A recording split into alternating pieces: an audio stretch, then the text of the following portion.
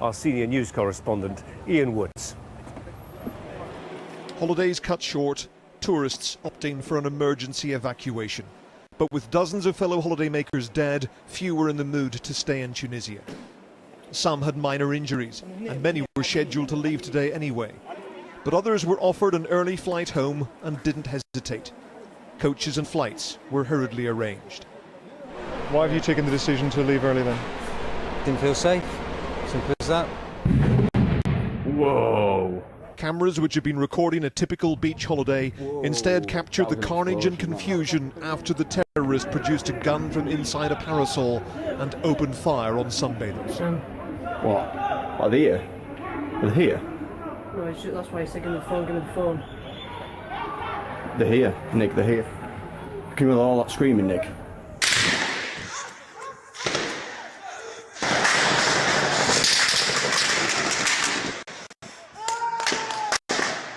Islamic State said the gunman was one of theirs and named him as Abu Yahya al-Karawani. He was eventually shot dead by security. While he sprayed gunfire in all directions, some tourists barricaded themselves in their rooms for several hours until they were sure it was safe to leave. There was a youngish sort of, I'm guessing, Tunisian man with a machine gun, and he was shooting randomly just around and shooting up in the air, shouting in Arabic. So quickly shut the door, shut the curtain, told Emma to get into the bathroom before the bathroom would be the safest place. It's the second time this year that foreign visitors to Tunisia have been targeted. It's killing the country's tourism industry too. And while these people head home, it's unclear how many will want to take their places, because most tour operators and airlines are offering customers the chance to rebook holidays at other destinations or cancel completely and get a full refund. Thomson and First Choice said they were cancelling all trips to Tunisia this week, having confirmed that some of their customers were among the dead and injured.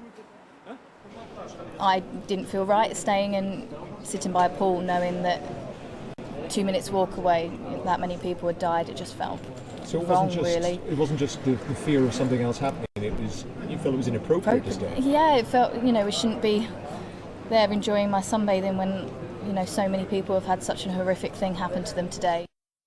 There were stories of heroism too. Matthew James was shot 3 times as he tried to shield his fiancée. He was wounded but is alive. The next few days will see the release of the names of those who didn't survive, most of them British, whose blood was spilled on a golden North African beach.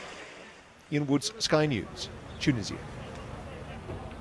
Well, many of the Tunisians you can see here, they've been working in the car park, they work in the hotel, they work as waiters, they work as cleaners. They absolutely depend on Western tourists for their livelihoods, to support their families. What are they thinking today?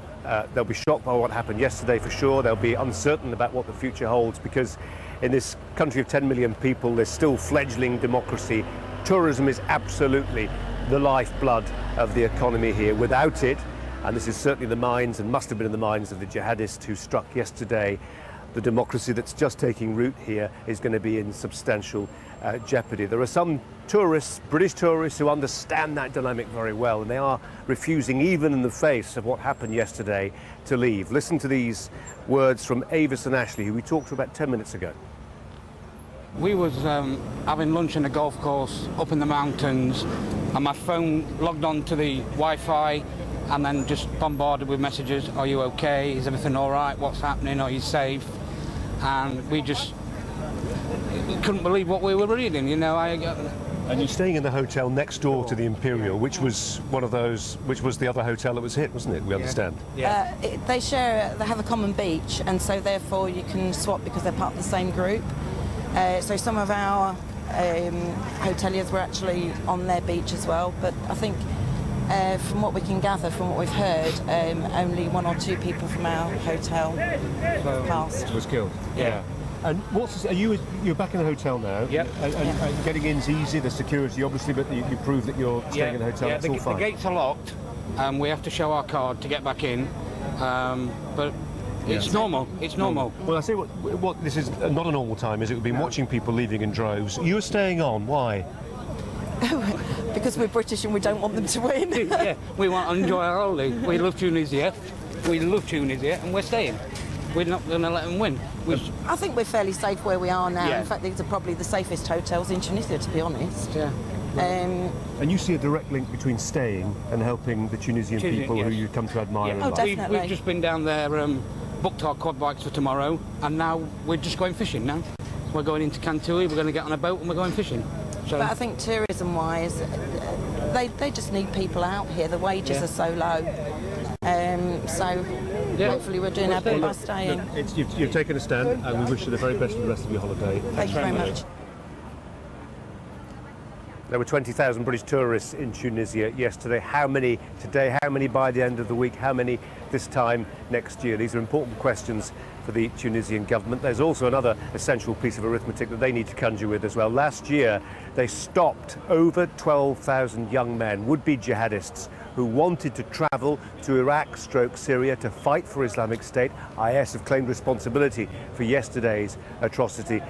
They have a tremendously difficult domestic security situation to deal with, the Tunisians. People came here thinking they were safe on private beaches behind high walls. But the truth is, and the reality of what happened in March when the Bardo Museum was attacked and Western tourists were targeted, is that for all its beauty and its welcome, which it's famous for, Tunisia has got a deep-seated problem with jihadism.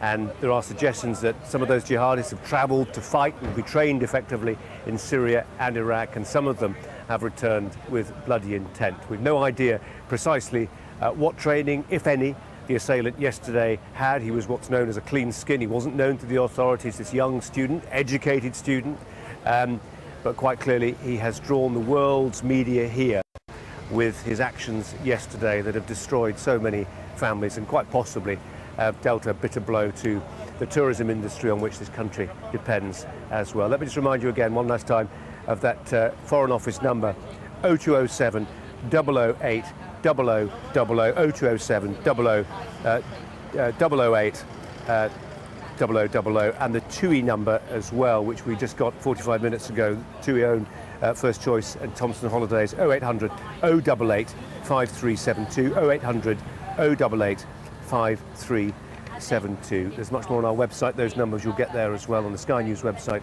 All the background, the analysis that can help you begin to fathom what happened here yesterday, around about this time when that single assailant struck this hotel complex. Much more coming up throughout the course of this day from Tunisia. For now, though, Martin, back to you. Colin, thank you. Well, here in the UK, David Cameron has been chairing the government's emergency COBRA meeting this morning. That was called a little while ago. These are pictures of Philip Hammond just leaving Number 10, I think that was. So we conclude from that the meeting has reached a conclusion. The Prime Minister is due to speak to the media and have a message for us all, and we'll get that tape recording to you just as soon as we can. We did in the last hour have an update from the TUI group who run Thomson and First Choice Holidays. Now, they told us there are 5,400 customers still in the resort, and they're making arrangements so that they can fly home by tomorrow if they wish to do so. The whole of Thomson and First Choice are deeply shocked and truly saddened by the events, and we are very grateful to our staff on the ground and to the emergency services who are working hard in an incredibly challenging environment.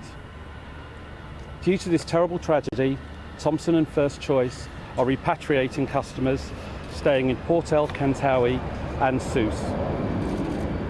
10 Thomson Airways flights travelled to Tunisia to repatriate Thomson and First Choice customers, and additional flights will be added today and tomorrow to accommodate those wishing to return to the UK. We will also be cancelling all Thomson and First Choice holidays to Tunisia for the next week. Well, Nick Ravenscroft was there with our camera team in the last hour. Nick, some more details from you from that news conference. People can travel back if they wish to do so, but as Colin was reporting, some people are choosing to stay on. We're in resorts down the coast from where this... Yeah, and I think the statistics as things stand at the moment are that there are still nearly 5,500 people who are customers of TUI, that's Thomson and First Choice, who are still in Tunisia. Now, the question is, how many of those will want to come back by tomorrow? We've seen 10 flights either come back today or are on their way back. That's to Manchester, to Gatwick, to East Midlands. Midlands and to Doncaster, and they've said that there are going to be more flights tomorrow. I was there when the first plane came back to Gatwick this morning, just a short distance from where we are at the moment, and people looked, well, I think more than anything else, relieved to be back. They were met by a number of people from the tour operator trying to give them information about how they get home from here and what the options are from here on in. I think they are going to be well looked after, but I think other people who are maybe booked with the company, maybe due to travel to Tunisia this week, they're also quite interested in what's going to happen to them. And the company was saying that it's possible that they can get a refund, it's possible that they can have an alternative holiday, and I think those details will be becoming clearer over the next few days. But their first priority, no question about this, is dealing with the people who are still out there, the people who are coming back, and also the relatives of those people who may be worried. They've given out a helpline number, 0800 088 5372. One final thought, I asked about the future of the company's business in Tunisia, whether they'd be carrying on taking people out on holidays there, and they said that really it's too early to say at this stage. All right, Nick, we'll check back with you later on. Thank you for the moment. Well, in the wake of the attack in Tunisia, Britain has been put on a heightened security alert. There will be increased security at public events today, including Gay Pride taking place in London and Armed Forces Day, which is being celebrated around the country. Security has obviously been stepped up. We keep security under regular review, but this is an opportunity today to pay tribute to the people who help keep this country safe and help fight terrorism here at home and across the world. Yeah, celebrated around the UK, but particular focus in Guildford because they've already had a big church service down there. There's going to be a parade and a big celebration all afternoon. Katie Spencer is there. And a display of force from all three services, Katie. There certainly is, yeah, and I really think security is a key factor today, given yesterday's terror attacks and reports in today's Sun newspaper as well that there were claims that IS were planning to target a parade in Merton. Obviously, we haven't been able to validate that ourselves, but certainly the Met Police have said they've upped security within London to allow for these parades that are taking place. Here in Guildford, where the national focus is, there was already a very sort of strong security presence that was going to be here. They haven't actually upped that security level because it was already quite high, but really there will be